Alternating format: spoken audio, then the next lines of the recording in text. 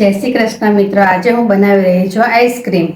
તો એની માટે મેં 1 લીટર ફૂલ ફેટ દૂધ લઈ લીધું છે। તો એક પહેલાં તપેલી લઈ લઈશું, એમાં થોડું એવું પાણી નાખીશું જેથી કરીને આપણું આ દૂધ નીચે બેસી ન જાય।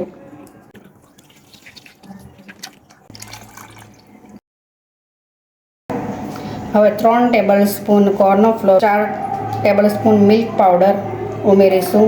હવે 3 ટેબલ સ્પૂન જીએમસી પાવડર ઉમેરીશું। હવે આ 1 ટીસ્પૂન સીએમસી પાવડર ઉમેરીશું। આ મેં 1 લીટર દૂધ લીધું છે એટલે હું 16 ટેબલ સ્પૂન ખાંડ નાખીશ।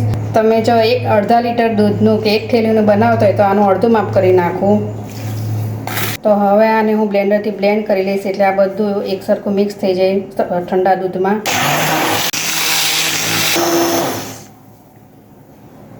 અને હવે બરાબર હલાવી લઈએ અને એક ઉભરો આવે ત્યાં સુધી ગરમ થવા દઈશું, પછી ગેસ બંધ કરીને ઠંડુ થવા દઈએ। તો જો આનો એક ઉભરો આવી ગયો છે। હવે આ થોડું જાડું થઈ ગયું છે, આ રીતનું થઈ જાય એટલે આપણે ગેસની ફ્લેમ બંધ કરી દેવાની છે। આ હવે ઠંડુ થઈ ગયું છે એટલે આપણે એને ડબ્બામાં ટ્રાન્સફર કરી લઈએ। આને હવે ઓવરનાઇટ ફ્રીઝરમાં આપણે મૂકી દઈશું। જો કાલે આપણે આ મિશ્રણ ફ્રીઝરમાં મૂક્યું તો ઓવરનાઇટ એ હવે આ રીતનું જામી ગયું છે। હવે આને આપણે બીટર મશીનથી બીટ કરી લેશું। એકદમ આ રીતનું કડક થઈ જાય ને ત્યારે જ આપણે બીટ કરવાનું છે। એની માટે મેં હવે આ મોટું તપેલું લઈ લીધું છે। જો આ રીતે એકદમ કઠણ જામી ગયું હોય ને ત્યારે જ આપણે એને બીટ કરવાનું છે, તો સરસ બીટ થશે। અને આ રીતે મોટું વાસણ લેવાનું છે આપણે, કારણ કે આ બીટ થશે ને એટલે એની ક્વોન્ટિટી ખૂબ વધી જશે, એટલે મોટું વાસણ લેવાનું છે। હવે આ હાઈ આપણે બીટ કરી લઈએ।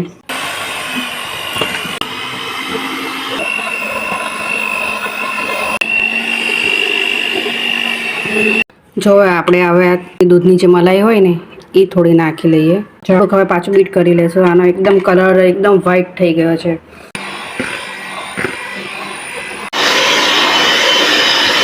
જો હવે આ બીટ થઈ ગયું છે, મેં 15 મિનિટ સુધી આને બીટ કર્યું છે અને આનો કલર પણ એકદમ સફેદ થઈ ગયો, એકદમ ચેન્જ થઈ ગયો છે। અને જો આની ક્વોન્ટિટી કેટલી બધી વધી ગઈ છે। ફક્ત 2 કોથળી 1 લીટર દૂધનું આ આપણે બનાવ્યું હતું। હવે આમાંથી બહુ બધો આઈસ્ક્રીમ બને, બહુ સરસ ઘરે આઈસ્ક્રીમ બને છે। હવે હું આને 4 ફ્લેવરનો આઈસ્ક્રીમ બનાવીશ। જો મેં આ 4 ડબ્બા લઈ લીધા છે। હવે હું એક કેસર ફ્લેવરનો કરું છું, તો એની માટે મેં આ કેસર, બદામ, એલચી, પિસ્તાનો પાવડર લઈ લીધો છે, તો એ 2 ચમચી હું આમાં ઉમેરીશ। આપણું આ બીટ કરેલો જે આઈસ્ક્રીમ છે એ લઈ લઈએ। અને આ રીતે હલાવી લઈશું। ઉપરથી થોડું સ્પ્રિંકલ કરી દઈએ। આપણા કેસર, બદામ, પિસ્તા આઈસ્ક્રીમ છે। આ રીતે એને પેક કરીએ એટલે શું એમાં આઈસ ક્રિસ્ટલ ના બને। હવે આપણે આ તૂટી ફૂટી ડ્રાયફ્રૂટ આઈસ્ક્રીમ બનાવશું।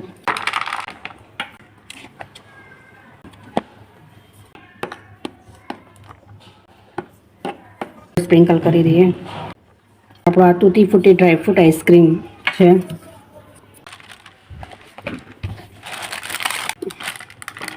હવે બનાવેલી છે ફાલુડા આઈસ્ક્રીમ, એની માટે મેં 2 ચમચી પલાળેલા તકમરિયા લીધા છે અને આ વરમસીની સેવ ગરમ પાણીમાં બાફી લીધી હતી, વરમસીની સેવ 2 ચમચીનું સિરપ,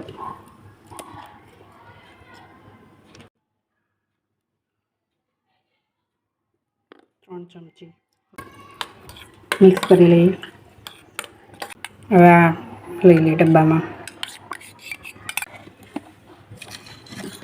મિક્સ કરી લઈએ। અને તો આ છે આપણો ફાલુડા આઈસ્ક્રીમ।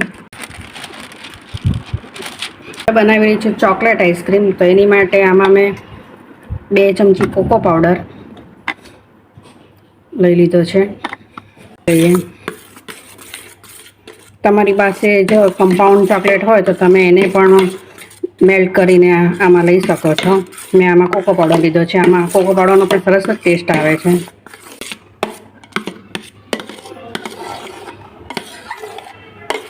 તો આ છે ચોકલેટ આઈસ્ક્રીમ, એની પર થોડી ચોકલેટ સ્પ્રિંકલ કરી લઈએ। આ છે ચોકલેટ આઈસ્ક્રીમ, એને પણ આપણે રીતે પેક કરી લઈએ।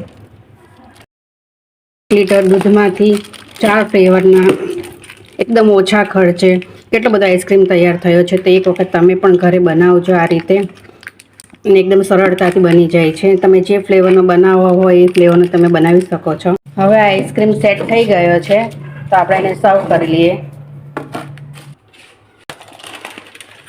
જો કેટલો સરસ આઈસ્ક્રીમ સેટ થઈ ગયો છે.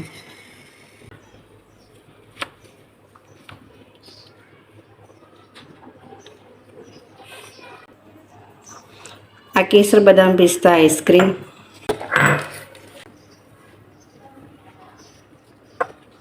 જો આ છે તૂટી ફૂટી ડ્રાયફ્રૂટ આઈસ્ક્રીમ. એકદમ ક્રીમી આઈસ્ક્રીમ બન્યો છે. આ છે ફાલુડા આઈસ્ક્રીમ.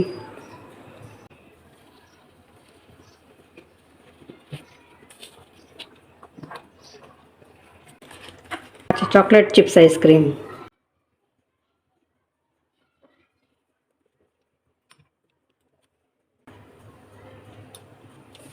જો તો આપણો કેસર બદામ પિસ્તા આઈસ્ક્રીમ, તૂટી ફૂટી ડ્રાયફ્રૂટ આઈસ્ક્રીમ, રોઝ ફાલુડા આઈસ્ક્રીમ ને ચોકલેટ ચિપ્સ આઈસ્ક્રીમ તૈયાર છે. આ એક પણ આઈસ્ક્રીમમાં મેં કોઈ પણ કલર કે એસેન્સનો ઉપયોગ નથી કર્યો. કલર કે એસેન્સ વગર પણ ખૂબ જ સરસ આઈસ્ક્રીમ ઘરે બને છે. મારા ઘરે તો બધાને આઈસ્ક્રીમ ખૂબ જ ભાવે છે, એટલે મેં તો બનાવી લીધો છે આઈસ્ક્રીમ. તો તમે પણ આ ઉનાળાની ગરમીમાં ઘરે જ બનાવો ઠંડો ઠંડો આઈસ્ક્રીમને એન્જોય કરો. જો બધા જ આઈસ્ક્રીમ કેટલા ક્રીમી ને સોફ્ટ બન્યા છે. જય શ્રી કૃષ્ણ.